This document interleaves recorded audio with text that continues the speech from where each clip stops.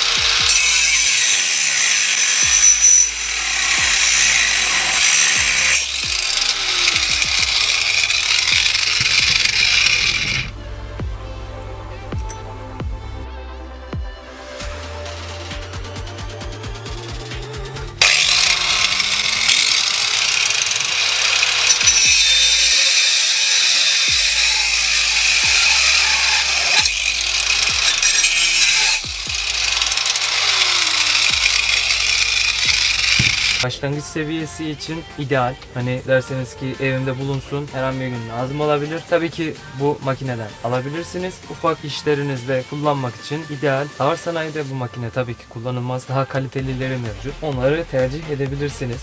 Biz bu makineyi almak istedik. Çünkü siz izleyicilerimize, takipçilerimize tanıtmak istedik. Bu şekilde test ettik. Belki faydalı olmuştur. Almak isteyen olursa onlara bir nebze olsun yardımcı olmak istedik. Umarım size yararlı olmuşuzdur. Bizi takip etmeye devam edin. Kanalımıza abone olun. Kendinize iyi bakın. Hoşça kalın.